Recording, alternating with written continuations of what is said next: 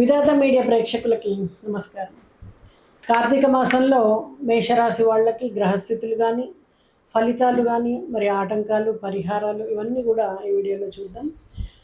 మనకి హిందూ పంచాంగంలో కార్తీక మాసం దేవతలందరిలోనూ కూడా అత్యంత పవిత్రమైనటువంటి నెలగా మనం పరిగణిస్తూ ఉంటాము. ఈ నెలలో శివుడి ఆరాధన, దీపదానము, స్నానము, ఉపవాసము వంటి ఆచారాల్ని మనము చాలా ఫలప్రదమని చెప్పి మన శాస్త్రాలు చెప్తూ ఉన్నాయి. మరి ఈ కాలంలో సూర్యుడు తులారాశిలో, చంద్రుడు వివిధ రాశుల్లో సంచరిస్తూ మానసిక స్థితులపైన ప్రభావాన్ని చూపిస్తాడు. అదే సమయంలో కుజుడు, గురుడు, శుక్రుడు, శని, రాహుకేతువుల స్థితి ప్రతి రాశిపైన కూడా ప్రత్యేకమైనటువంటి ఫలితాలను ఇస్తుంది. మరి ఇప్పుడు మేషరాశి వాళ్ళకి ఈ మాసము ఎలా ఉండబోతుంది, గ్రహస్థితుల ఆధారంగా మనం గమనిద్దాం. సూర్యుడు తులారాశిలో ఉండడం వలన భాగస్వామ్యము, ఒప్పందాలు, వివాహ సంబంధ విషయాల్లో కొంత ఇబ్బంది అనేది కనిపిస్తూ ఉంటుంది. మరి చంద్రుడిని గమనిస్తే కార్తీక దీపోత్సవ సమయంలో మేషరాశి వారికి మానసిక ఒత్తిడి, నిర్ణయాలలో చంచలత అనేది కలిగించేటువంటి అవకాశం ఉంది ఈ మాసంలో. మరి కుజుడు వృశ్చిక రాశిలో బలంగా సంచరిస్తూ స్వగ్రహ రాశిలో ఉన్నాడు స్థానంలో. అందువల్ల ఆర్థికంగా, ధైర్యంగా మరియు కొత్త పనుల్ని ప్రారంభించడానికి చాలా అనుకూలంగా ఉంటుంది. మరి బృహస్పతిని, గురువుని గమనించినట్టయితే వృషభ రాశిలో ఉండడం వల్ల ధనస్థానాన్ని చక్కగా బలపరుస్తున్నాడు, కానీ ఖర్చులు కూడా పెరిగే అవకాశం ఉంటుంది. మరి శని కుంభరాశిలో ధన సమృద్ధి, కొత్త పరిచయాలు, సామాజిక గౌరవాన్ని కలిగిస్తాడు. మరి రాహు మేషరాశిలోనే సంచరిస్తున్నందున మానసికంగా కొంత అస్థిరత, తపన, కొంచెం తర్కభరితంగా ఆలోచనలు అనేవి పెరగడం ఉంటాయి. మరి కేతు తులారాశిలో ఉండడం వలన వివాహ సంబంధ విషయాల్లో కొంత గందరగోళము, భాగస్వామ్యాల్లో తగాదాలు రావడానికి ఆస్కారం ఉంటుంది. మరి కార్తీక మాసంలో గ్రహ బలం పెరగడానికి మేషరాశి వాళ్ళు కొత్త ప్రాజెక్టులు, కొత్త వ్యాపార ప్రయత్నాలు ఇవన్నీ కూడా ప్రారంభించడానికి కానీ చాలా శుభ సమయం అని చెప్పొచ్చు.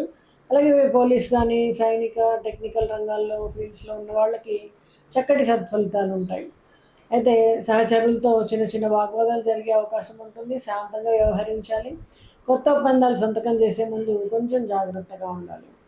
మరి ఆర్థిక స్థితిని గమనించినట్టయితే మేషరాశి వారికి కార్తీక మాసంలో గురుడు ధనస్థానాన్ని బలపరుస్తున్నాడు, కాబట్టి ఆదాయం సుస్థిరంగా ఉంటుంది. అయితే రాహు కారణంగా అనవసరమైనటువంటి ఖర్చులు కానీ, ఆన్లైన్ లావాదేవీల తప్పులు కానీ జరగడానికి అవకాశం ఉంటుంది.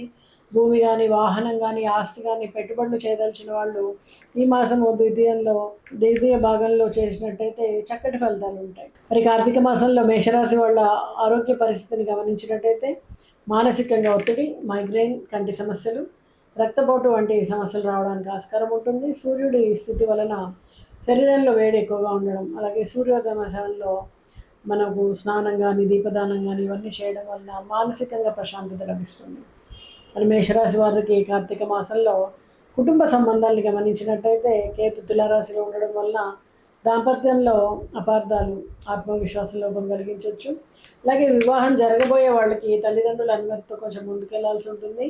మాతృ కానీ, పితృ సంబంధాలు కానీ ఈ కాలంలో చాలా బలపడడానికి అవకాశం ఉంది. ముఖ్యంగా తల్లికి సంబంధించినటువంటి శ్రద్ధ ప్రత్యేకంగా మనం కనబరుస్తూ ఉంటారు. దీపదానం చేయడం అనేది చాలా శుభం అన్నమాట ఈ కాలంలో. మేషరాశి వాళ్ళకి కార్తీక మాసంలో విద్య కానీ, జ్ఞానానికి కానీ సంబంధించిన విషయాలను గమనిస్తే విద్యార్థులకు కుజుడు ధైర్యాన్ని, కృషి ఇస్తాడు, కానీ దృష్టి చెదిరేటువంటి అవకాశం ఉంటుంది. ధ్యానము, జపము చేయడం ద్వారా ఏకాగ్రత పెరుగుతుంది. గురు దృష్టి ఉన్నందువలన ఉన్నత విద్యల అవకాశాలు, స్కాలర్షిప్లు లభించడానికి ఆస్కారం ఉంటుంది. మరి ఆధ్యాత్మికత కానీ, ధర్మానికి సంబంధించిన విషయాల్ని కానీ మేషరాశి వాళ్ళని గమనించినట్టయితే ఈ కార్తీక మాసంలో స్వయంగా భక్తి పరాకాష్ఠకు చేరుకుంటుందని చెప్పొచ్చు. మేషరాశి వాళ్ళు ప్రతి సోమవారం శివాలయంలో అభిషేకం చేయడం కానీ, తులసి దళము, గంగాజలము, బిల్వదళము ఉపయోగించి పూజ చేయడం కానీ పాపహరిహారంగా చెప్తూ ఉంటారు. అయితే రాత్రి వేళ దీపదానము, ఓం నమః శివాయ అనేటువంటి మంత్ర జపము అత్యంతమైనటువంటి ఫలితాన్ని ఇవ్వడానికి అవకాశం ఉంటుంది. మరి రాహు కారణంగా అనిశ్చిత ఆలోచనలు, తపన, నిర్ణయాల్లో అస్థిరత, మానసిక ఆందోళన వలన ఆరోగ్యపరంగా కొంత దృష్టిని కోల్పోయేటువంటి అవకాశం ఉంటుంది. భాగస్వామ్యాలు, వాగ్వాదాలు, సహచరులతో ఘర్షణలు, అనవసరమైనటువంటి ఖర్చులు, అప్పులు పెరగడము, వాహనం డ్రైవింగ్ చేసేటప్పుడు కొంచెం జాగ్రత్త, చిన్న చిన్న విషయాలు కూడా జాగ్రత్తగా ఉండాల్సిన సమయం అని చెప్పొచ్చు. మరి మేషరాశి వాళ్ళు కార్తీక మాసంలో ప్రతి సోమవారం పాలు కానీ గంగాజలం కానీ బెల్లం కానీ కలిపి శివాభిషేకం చేయడం, మంగళవారాలు సుబ్రహ్మణ్య స్వామిని దర్శించుకోవడం, ఓం సుబ్రహ్మణ్యాయ నమః అనే మంత్రాన్ని జపించుకోవడం, కార్తీక దీపోత్సవం ప్రతి సాయంత్రం కూడా ఇంటి ముందు తులసి చెట్టు దగ్గర దీపం వెలిగించడం, శనివారాల్లో నల్ల నువ్వుల దీపం వెలిగించి శనీశ్వరునికి స్తోత్రం పఠించడం, అలాగే పేదవారికి దుప్పట్లు కానీ బట్టలు కానీ ఆహార దానం కానీ చేయడం, దీనివల్ల రాహు ప్రభావం తగ్గేటువంటి అవకాశం ఉంటుంది. అలాగే ఓం అంగారకాయ నమః ప్రతిరోజు కూడా 11 సార్లు అయినా కనీసం జపించుకోవడం వలన కుజుడికి సంబంధించినటువంటి బలం పెరుగుతూ ఉంటుంది.